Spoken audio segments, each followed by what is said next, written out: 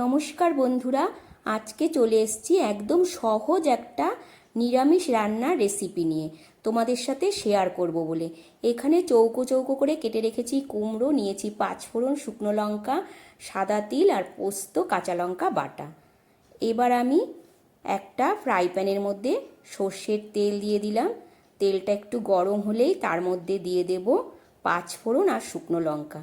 এখানে আমি সর্ষের তেল দিয়ে রান্নাটা করছি, তোমরা চাইলে সাদা তেল দিয়েও করতে পারো। শুকনো লঙ্কা আর পাঁচফোড়নটা হালকা একটু ভেজে নিয়েছি, নিয়ে এবার কেটে রাখা কুমড়োগুলো দিয়ে দিলাম।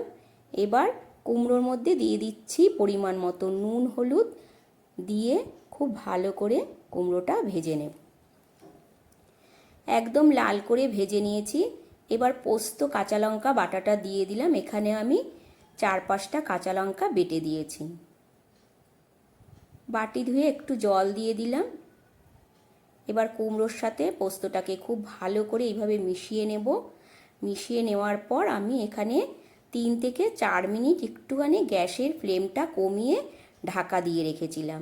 দেখো, এবার ঢাকাটা খুলে দিয়েছি। কুমড়োটা অনেকটাই নরম হয়ে গেছে।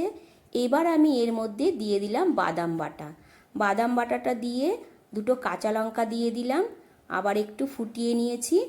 এবার ওপর থেকে একটু সামান্য মিষ্টি দিয়ে দিলাম, দিয়ে এবার একটুখানি খুব ভালো করে নাড়াচাড়া করে নিয়ে নামিয়ে নেব। দেখো, অনেকটাই হয়ে এসছে। এবার আমি একটা প্লেটের মধ্যে নামিয়ে নেব। একটা প্লেটের মধ্যে নামিয়ে নিয়ে তারপর আমি যে সাদা তিলটা রেখেছিলাম এটা একটু ওপর দিয়ে ছড়িয়ে দেব। এটা আমি দিচ্ছি একটু গার্নিশিংয়ের জন্য, তোমরা চাইলে নাও দিতে পারো। দেখো, সবটা দিয়ে দিলাম। ব্যাস, তাহলেই আজকের রান্না রেডি হয়ে গেল, কুমড়ো পোস্ত। আজকের রেসিপিটা তোমাদের কেমন লাগলো বন্ধুরা, অবশ্যই কিন্তু জানিও। আর ভালো লাগলে প্রতিদিনের মতো একটা লাইক কমেন্ট করে দিও। আবারও তোমাদের সাথে দেখা হবে অন্য একটা রান্নার ভিডিও।